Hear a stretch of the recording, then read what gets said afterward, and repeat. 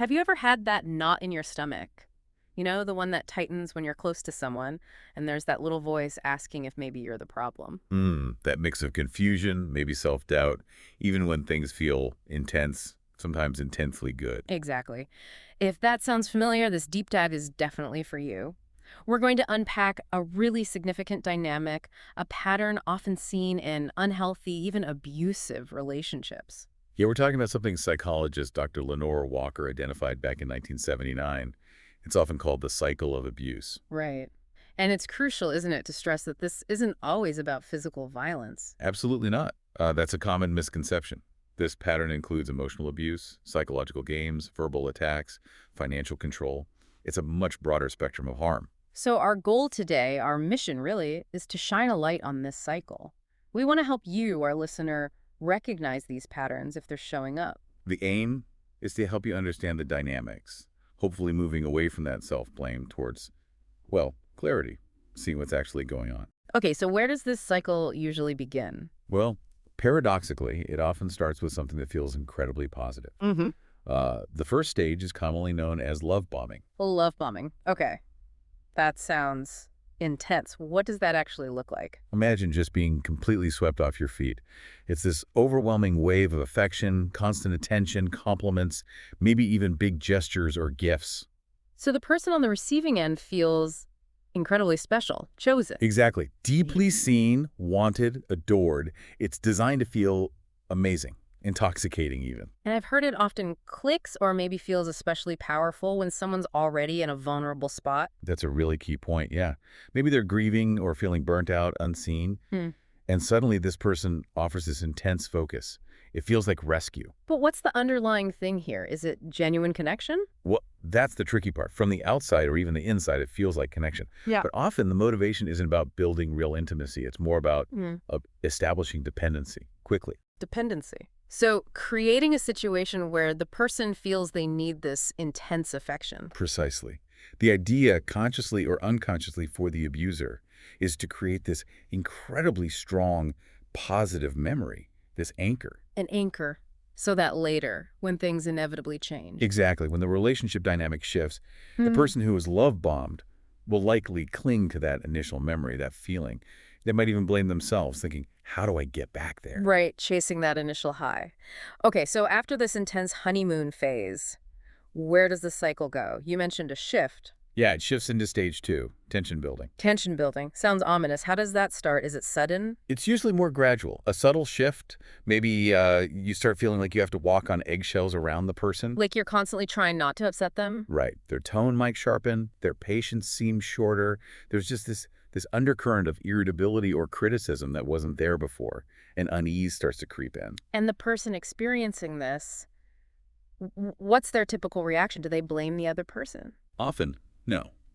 The immediate instinct, especially after the intense bonding of the first stage, is often to look inward. Ah, so self-blame starts creeping in. What did I do wrong? Did I say something? Exactly.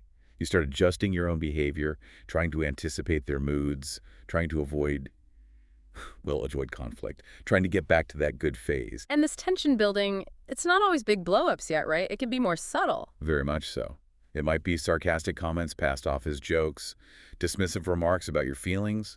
Maybe they give you the silent treatment for a bit, then act like nothing happened. That sounds confusing. And are there specific things people say during this phase, like manipulative phrases? Oh, definitely. Oh. Things designed to make you doubt yourself. You might hear stuff like, you're just too sensitive. Invalidating your feelings. Right. Or, it was only a joke, lighten up. Deflecting responsibility. Classic. Or even twisting things like, I only said that because I care about you. Oof. Turning criticism into supposed concern. Yeah.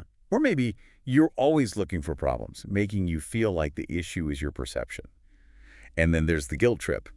If you really loved me, you would. Wow. And these comments, they build up over time. They really do. Each one might seem small on its own, but cumulatively, they erode your self-trust. They chip away at your confidence in your own instincts. So it's like preparing the ground, making you more likely to doubt yourself later. Precisely. It sets the stage for the next phase where things escalate more overtly. Stage 3, the incident. The incident. Okay, this sounds like the peak of the tension. And again, we need to be clear, this isn't just physical violence, right? Absolutely crucial to understand. The built-up tension erupts into harm, but harm takes many forms. So what kinds of things fall under this incident stage? It could be intense verbal abuse, yelling, screaming, name-calling, threats. It could be emotional abuse, the silent treatment becoming prolonged and punishing, deliberate withdrawal of affection, isolating you from your support system. Okay, what else? Financial abuse is another possibility, suddenly taking control of money, preventing you from working, demanding receipts for everything. Then there's physical intimidation or violence, which can range from throwing things or slamming doors to actual hitting. And psychological abuse. That seems like a big one here, too. Huge. Intense guilt tripping, manipulation, and a particularly damaging tactic, gaslighting. Gaslighting. We hear that term a lot. Can you break down why it's so harmful in this context? Gaslighting is really a systematic attack on your reality. The abuser denies things they definitely said or did.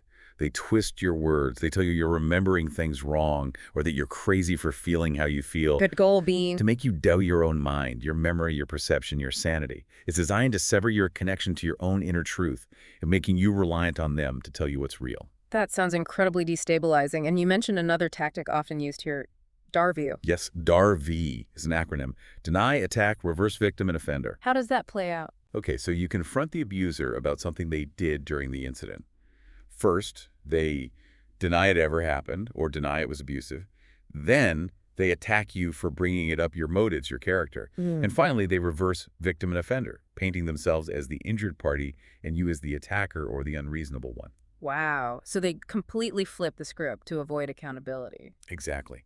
It's incredibly effective at creating confusion, shutting down the conversation, and making the actual victim feel guilty or crazy. And the result of all this, the incident, the gaslighting, maybe Darvo for the person experiencing it, is often just profound self-doubt. Yes, you start thinking, maybe I did push them too hard. Maybe I am too sensitive. Maybe it really was my fault somehow. That's heartbreaking. And it's so important to stress that self-doubt isn't reality. No, it's a direct result of the trauma and manipulation. It's a survival response kicking in, trying to make sense of something senseless. The gaslighting works by making you distrust yourself.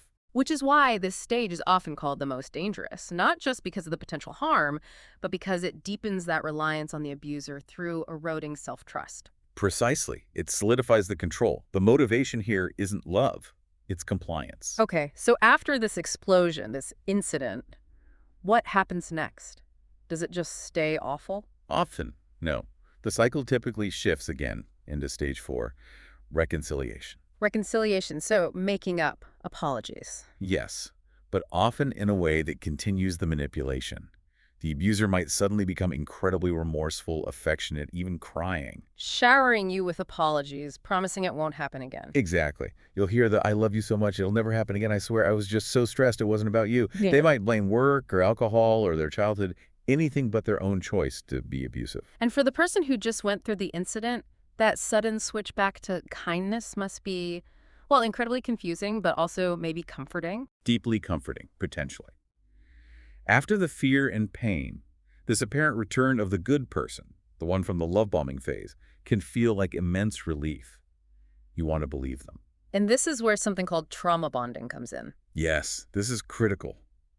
Trauma bonding is an attachment that forms out of this repeated cycle of abuse, followed by intermittent reinforcement, the apologies, the affection. So your brain links the abuser not just with pain, but also with the relief from that pain. Exactly. It creates this powerful, almost addictive pull.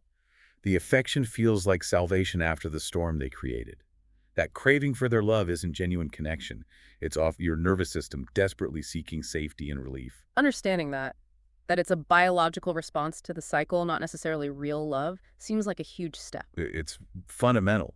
Recognizing the dynamic can start to break the illusion. Okay, so after the reconciliation, the apologies, the promises, does the cycle end? Not usually. It typically moves into stage 5, calm, or sometimes called the honeymoon phase part 2, but calm is often more accurate. Calm. So things genuinely get better. They seem to. The overt abuse stops. The tension might lessen significantly. The abuser might be more attentive again, or at least things settle into a kind of truce. It feels like a return to normalcy, or at least non-crisis. And it's easy then, I imagine, to think, okay, this time it's different. Very easy. Hope surges back. Maybe they really mean it this time. Maybe that incident was a one-off. Maybe things are finally okay. But you're saying this calm isn't necessarily real change. Often, it's more of a reset. It's the quiet period that allows the pressure and tension to slowly build again, eventually leading back to another incident. It's the necessary pause before the cycle restarts. And during this calm phase, is the abuser taking responsibility for what happened? Rarely, genuinely. They might minimize the incident. It wasn't that bad. Continue to subtly blame the victim. Well, if you hadn't. Make excuses or just generally avoid any real accountability or effort towards change. The focus is on maintaining the peace, not addressing the root problem. And this repeated cycling, especially going from tension to incident to calm, then back to tension, that must be exhausting. Incredibly draining. And this is where another concept often comes into play. Learned helplessness. Learn helplessness. What does that mean in this context? It's what can happen when you repeatedly try to change things, try to stop the abuse, try to communicate, and nothing works. Or worse, it makes things escalate. Over time, you might start to feel like nothing you do matters. So you internalize this belief that you're powerless. Yeah. You might feel resigned, like there's no point in trying anymore because the outcome seems inevitable. It leads to this feeling of being trapped, exhausted, just worn down. So if you're listening and you recognize that feeling, that deep weariness, that sense of why bother, it's vital to understand That this feeling is a consequence of the persistent abusive dynamic. It is absolutely not a sign of personal weakness or failure on your part. It's what happens when your efforts are systematically thwarted. the longer the cycle spins, the deeper those feelings can get, making it harder to see a path out. It does. But that first step, just gaining clarity, seeing the pattern for what it is, that's immensely powerful.